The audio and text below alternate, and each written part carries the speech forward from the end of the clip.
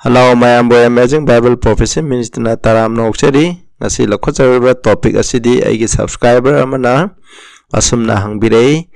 nupi amana church ki pastor oiba yabra habji manamda kariguma nupi aduna church ki pastor oirabadi hairiba maigi church aduda karunu sangnunu masi Bible gi matungina oibra oidabra haibdagi maramda aigi subscriber amana hangai masi yamna maroiba topic amani hairiba sigi maramda Bible na kari hai habdo ekhoi yengminasi ahan bada ekhoi sho patna tawse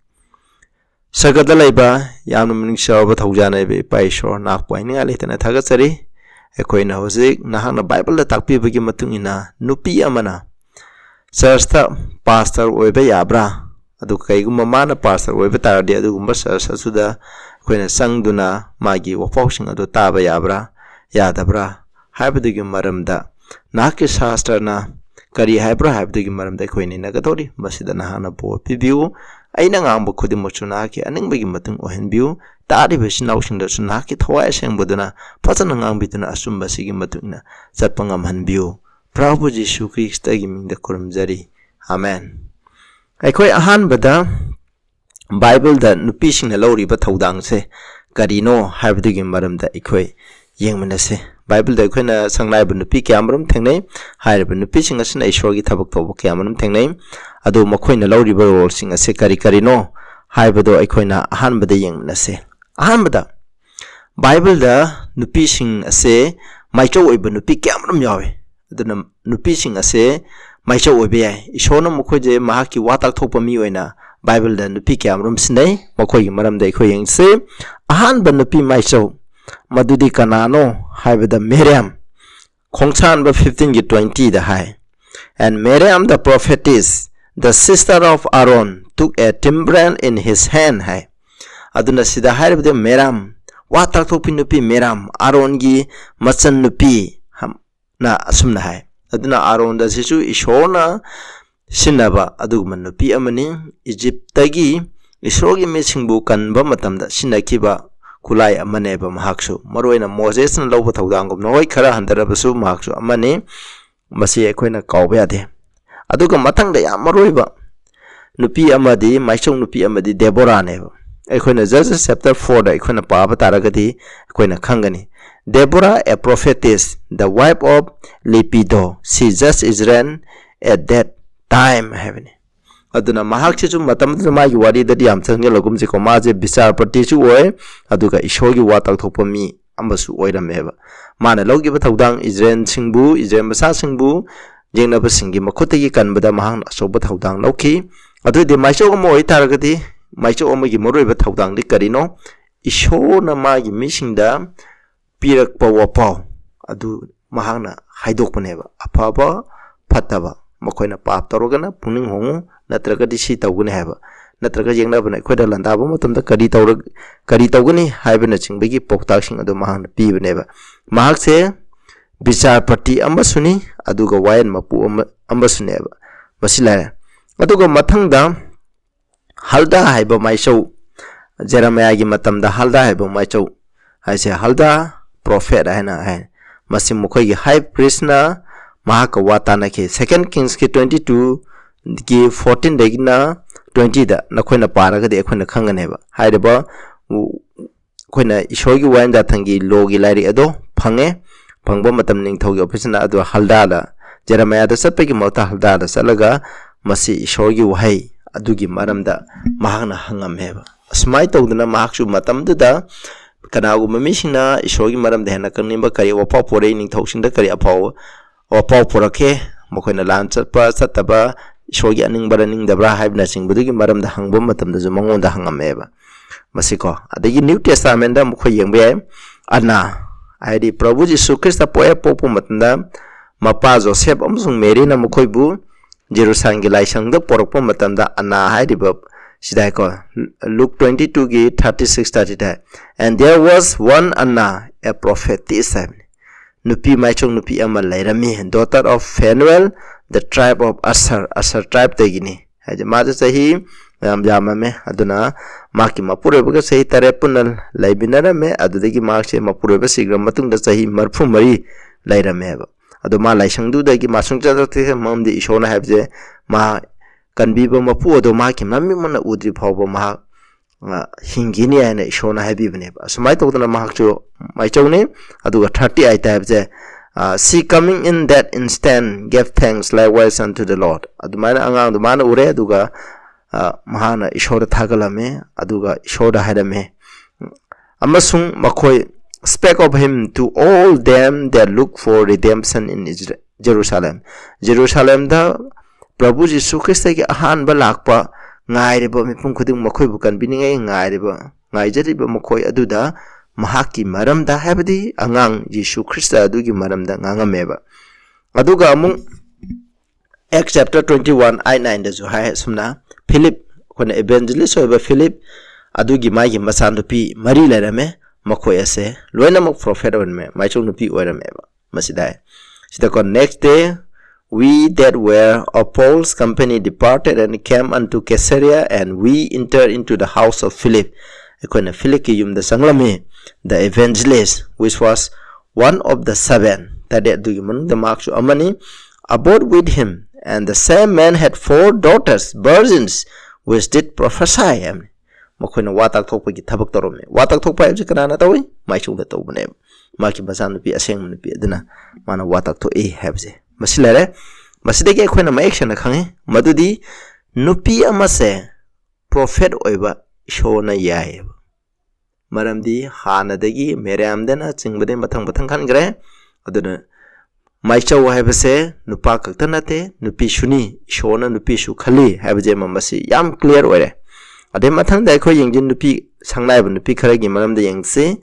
akoina an bada koina 4v haribse hoi kana una maja dikon aduga minister ana asmane dekon amane nai adu bible nadi ase Paul de mark dekon oina ordain to gi wafam de leite Romans 16 gi 1 dai I command unto you Phoebe our sister which is a servant of the church which is at Cansri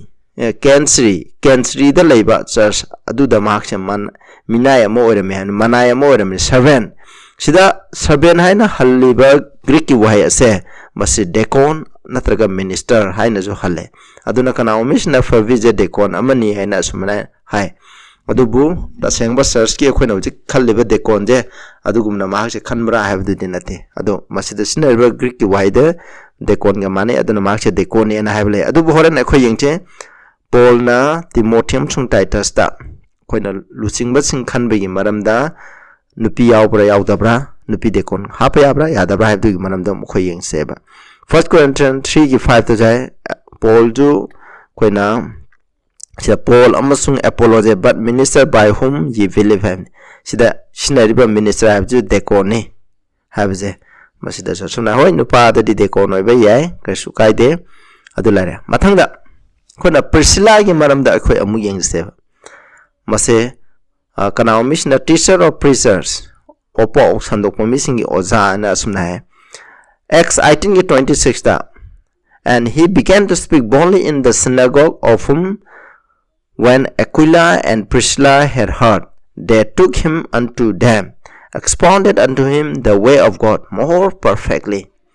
asmai tawduna ikoina Lydiana ladiba sahar asida sagi Apollo laga Apollo ji kanana kana John the Baptist ki sebok amani magi baptism de John de gi phangbani adu ma thawai sengbai gi maram da kaino habju khangde aduna mahana Prabhu Jisu Christ gi adu gi maram da pau sandok matam da mana sengna khangda bagi dama mahana makhoibu Priscilla na magi mem da pusalaga ishogi lambi do yamna mayek sengna Jisu Christ gi maram da fajna sandona taklam mi habne masi gi matang ji khatani Priscilla na Apollo da tai habse masine adugi matang da mana nomi khudingi missing da tai takte habdugi maram da khande hoi ishogi wa paw de missing da sandolam gani adune asmaina nupi sing ojawai ba ke sukaide bible na yai ade matang da junior je kana missna mai chaw nupi ni hane apostle sorry mai chaw na te ko pakon chatpa apostle nupi apostle ni na hai masikakta ko bible da phang majin pi apostle ne habje adu Prabhu Jisu Christ no pi amatabu magi sebo ena khan kheba leite aduna masigi Roman 16 gi 7 je masiju aikoina scholar singi marakta yamna yenable masida direct Junias the apostle aina dumai habdi leite sida pamina se Selot Andronicus and Junia Andronicus samsung Junia aigi marupse makoida ikai kumnaba koina nolok pado ulu my kinsman hai hengo aigi mari mata sing man hai ne mo je kinsman and my fellow prisoner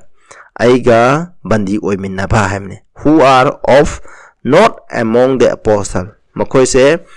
koina singthana ba yaba maichok singe manungda amani hai masida palibje asengma Junia da hairibra natraga maigi fellow prisoner adu da hairibra haibse koina khara samamna ba phawe ba aduna mahak se ekta maichong nupini haina loksanna ba se la leba koina laure da hoi masida khara oiram basu yai oiram da se adubu bible da atai matang da di nupi maichong nupi nupi pa concept nupi amata shona hapa laite akoina Stephen gi wari da ju mokoina Lukarvising Act chapter 6 da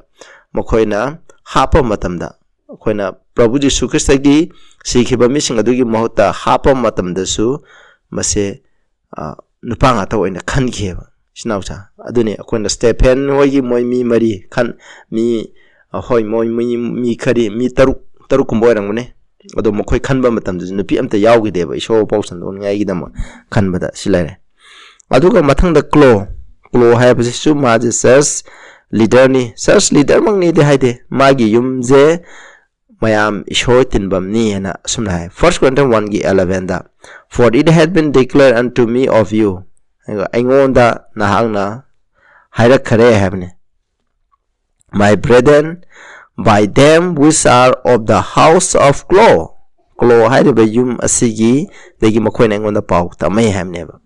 masina habdi sida Klo gi mung je church ne jo haide aduna koina masima leader ni kana misna leader ni hai adu leader ni hai ba maksu yadre maram de mai mung do church ne jo haide hoi mai mung da leba mising adu dui Christian ni haibase masina hoi mung de church de oram ba yai adu mathang da Lydia gi maram da mu yengse Lydia zo mai mung da church ka Acts chapter 16 gi 14 to 40 de yang ade ekoina khangani Lydia na tawba thabak kari tawbra haibase gi manumda mahak amasung maki imung sing ase loina baptize thoki adu mokhoi puning honki aduga mokhoi ishogi wapau sandokpa missing aduna mokhoi gi yumda unarami haibane aduna mai yum church amani hai kanagumno ma church founder ni haini hoi nupi na church ama linkhatpa mai gi mayumda church oiba mapuroi leitaba nupi amagi yumda church oiba karisu kaide adubu mahak church elder ni haibadi haide adai mathangda mu khoyengse nupi singna churchta wangangba amasung ekoina la show khurma matanda worship matanda wangangba aduga lamjingbaje yaiba pola shai 1 Corinthians 11 gi 5 ta hai pona but every man they prayed or prophesy with her head uncovered dishonor her head mako khumdana nupina parthana tauba amasung opau sandu agadi masi mabu ikai khumna dabani na hai akana misna habe nupina parthana tauba ta phi khumgadabni habe adu polna masi matang da khona phadana paradi nupi masam sang mising duna di mai masam dana mai makok to khurum me na hai hoi kana mina masam tien bataragadi khona phi na khurumba phi na makok khurumbaga pathna tauba khasukaite adu bunga sigi topic asidadi masina haribse nupi singna church ta wa tak thokpa yai pathna tauba yai haibne masina haibde maduna church ta nupi singna wanga ba kari amata kai balaite maramdi nupi aje maichoni maicho oragadi shogi opau sandok patabane church ta wanga ba yimamda kaisu laite kanao misna hai 1 Timothy chapter 2 gi 12 adugo 1 Corinthians 14 sida mu akhoi yeng ko 14 gi 34 da Paul na nupi sing je church tamin leina ba hai masi kari gi maram da haibno haibje khoi hana pamina se but I suffer not a woman to teach aina nupi amu bu takpi ba yalamde not to usurp authority over the man mi gi mathak tamana hak haidi angam sakti nampu sapusina duna pan bado yade but to be in silence to me legdam ne maram di haire bise kaino di samasya yam thokpa moi matam da samasya yam thokpa gi nupi na wa pedang ngangjand na tawbadagi samasya mi nupa ga nupa sing marakta wa khana naina bada mapuro bigi mateng pangjand na samai tawbadagi masi thokpa ne ba ada taseng mai nupi na wa ngamba yade ha pinate 1 Corinthians 14:30 let your women keep silence in the churches. Now, koi church na nupijing to men hello, for it is not permitted unto them to speak, but they are commanded to be under obedience, as also said the Lord. Mokoi haib in bagi makada mokoi laisnu haim. Ado makada yang ngani nakoi mayum dan nupasna mokoi naning dan nupasna takpi haim. Masiju samasya yam thokpane 1 Corinthians 14 da samasya yam thwe madidi kari no masi chapter jimak koina loan ngangba speaking in unknown tongue mina khangdaba lon hojikana yamna chasangana ba beda aina su khangdaba ngang lebe mina su khangdaba du malon ngangba je masigi maram adugi maram da yam samamna buthe mi khuding mana ngangdaba yade habigi maram da pong pura adu da pol na habne mi amajo ngangjalaga di ataba mina kari khangani angaw mini hana khangini adugi maram da mokoi yam sayena ba leiba adugi maram da masi nupising adu matamda tumina layu habni habje masine smai tawdana nupisina bible lawriba thawdang khoina hoji khara yamene maicha oibe ai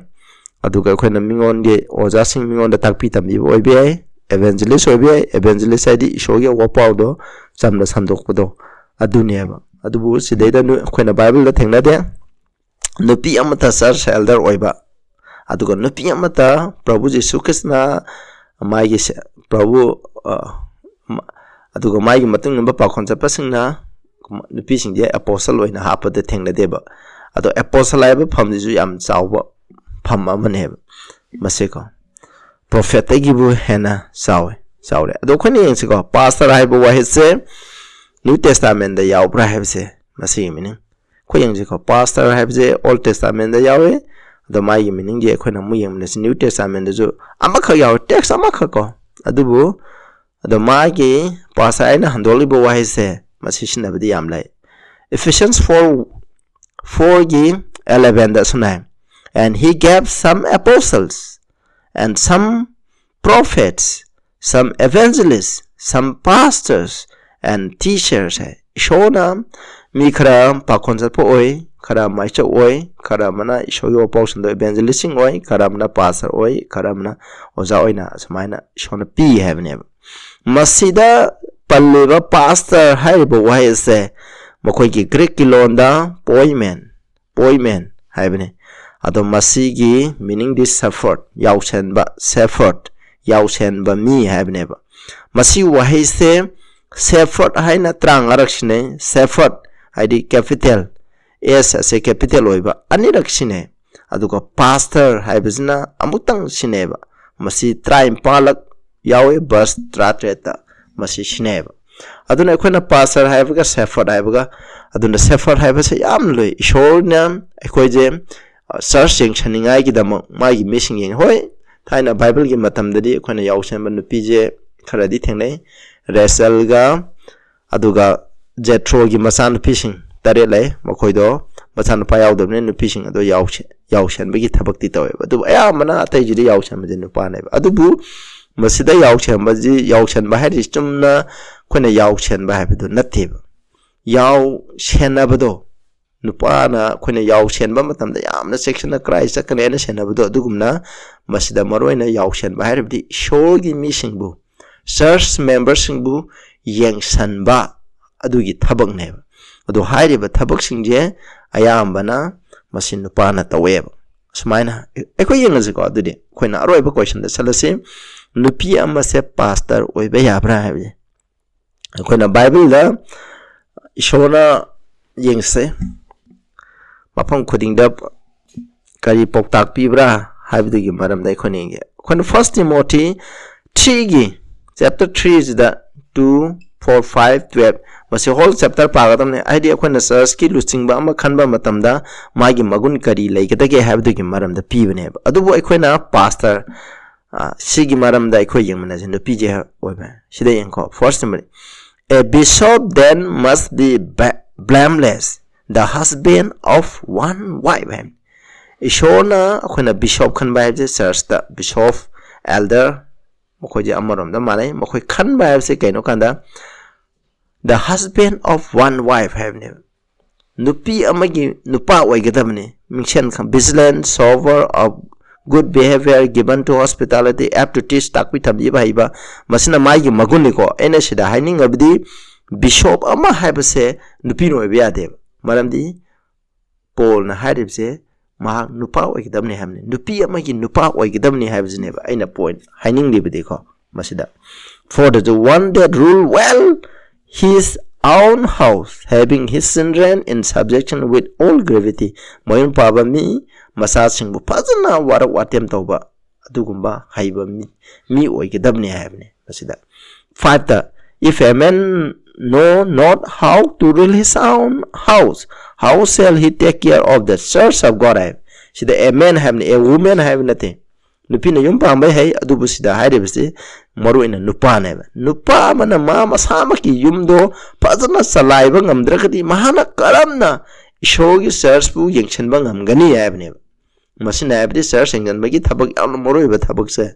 mase elder gumba bishop gumba pastor gumba se kanano have the nupa ne have neba adige tu ataju let the deacons be the husband of one wife enga sahib do masida decon haibni moina di decon oina phansne khoina oi ngasai decon do minister oina haibati lai ko adu silera masida haib se decon haib oiba taraga su mahak se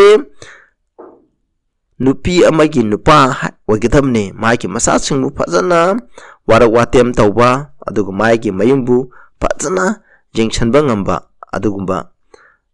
nupa oigedamne haibse masineba masina ju maroina taibse decon haibse aikhoina nupa oigedabni haibse masida baibana mayek sengna aikhoina taiyeba akhoi jingchiko akhoi phajana num bible gi matune chinaw sing aikhoi saminaje sida aduna khoina Paul na haibse church ta decon khanba matamda kana khaloba nupa khalo haibni adu masida paliba decon haibse khona minister haiga joai khona servant haiga joai aduna church fu yengshinaba mi khanba matamda kana khaloba nupa sing khalu haibne masida haije nupi gi manamda dipande nupi oita gadu harangani nupi karamba nupi mai gi mapuroi bu phajana seba tauba imung phajana ingsanba nupi do khalo na hairamba yaiba adu haide koi bible na hamni ko Bible na abdigi matung ne khoi chase aroiba text ta khara ing Titus ki 1 gi 5-6 ta ju hai Titus ta ju sumna for this cause left I the incred maram asigdam aina nang bu kreta thamambani that thou should set in order the things that are wanting awat pasing do na hiram sing do matang manau naina thamningai gi damang and ordain elders in every city sar khuding da nang na salaga habri search khuding na saraga koina elders sing hapu haibne hal oibe sing haidi search ki lusing ba sing hapu haibne as I had appointed thee aina nangbu appoint to ki gupna lusing ba moina hapu gumna nang na search ta salaga haidi sorry sir da haibdi search ta salaga elders sing hapu haibne ba my elders da palibe elders ka naam if any be blameless makche mara laitaba haidi lamcha saja wangang sangang lu da ba khol ta ba laitraba isho yamna ningba mi oitadi the husband of one wife masida haidi se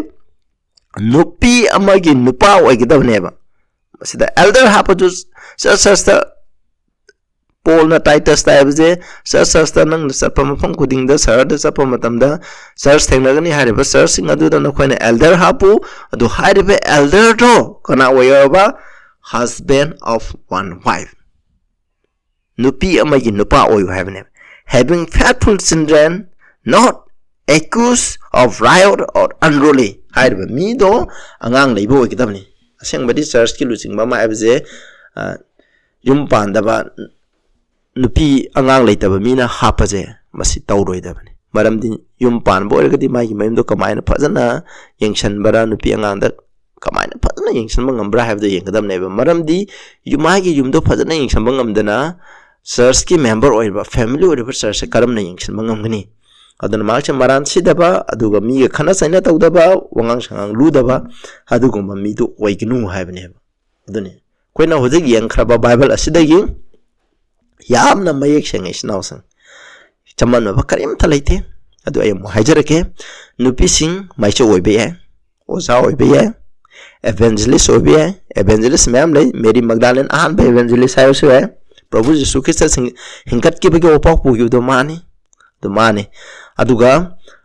nupi amana akoigi church amagi akoina founder mai nupi amana church ama hodok pa yai adu chi maram da khal phajana khange adu hari bising je koina khange ojoi be yai aduga church manung da takpi tambi ba yai nupina takpi tambi ba kari sukai de masiko haidi wa tak thok pa yai mai chau hai basi ki maroi ba thabak tin nupina mai chau obi ki thabak ti wa tak thok pani takpi tambi bane isnausa aduna karim ta kaide nupina sasta wangang ba tak thok pa isogi apho pura pa karim ta kaide atubu ekoina bible na pi ke ban niyom sing asigi matung ina yeng lagadi Paul na koina bishop hapa matamda church ki elder hapa matamda lusingba hapa matamda kanabu khali nupa ngakta oina khalle aduna masina takpadi pastor aibse kaino church ki lusingba yengshanba mi amaneba koina thagoloi amaneba base koina magi church aibse ki ma koina yaushanba amaneba maroiba pastor aibge ma abthadi yaushanba amaneba aduna magi yausing ado yengshanba na ba polna haibigi matung inadi masinu pangakta hapeba elder su Titus ta piba di matuna koina nupa oiba ado bible dam ta thengna de ko nupi elder church amagi elder oiba nupi amata thengna deba aduna masina takpagi matungna di aina bible na haibagi matungna sarpataragdi nupi amaje church pastor oiba yade shona oiba yade aduna mana pastor ni haina laaga wangangba taragadi ekoina tagada taroidra haibaje pastor oiba yadrabnina mana wangang pastor ni haina laaga wangang bududi ekoina tabada nungai roi haina khale adu bicham chamna isogi evangelist amoina isogi opau sondok mi amoina laaga church wangang ma matamdri ekoina tabiyai tinausa aduna haibadi ekoina koi church ni makha pole hoji kanagum church ni amna nupi pastor oiba myam le ase bible na haibagi matung ne de mokoja pastor ohen ba yade pastor oina hapoidabni adu koina masi asigumba niyom asigi wang moda koina lairoida baneba bible na haiba bible koi church amna koina khangadabli koina kurunbe shorje amna order naiba yamna luba nanba mathang makha laiba adu niti niyom phachana laiba adugumba ishor amaneba aduna church amada ishona pigeba niti niyom je ekoina elder hapada nupa hapu bichau hapada nupa hapu hairibase ekoina phajana ngakna induna sakadabne adoidi chawkhat poigani ishona yade haba ishona polda maichok singda pi khrabi matuna hapne Prabhu Jesu Christ apostle amda nupi oina hapteba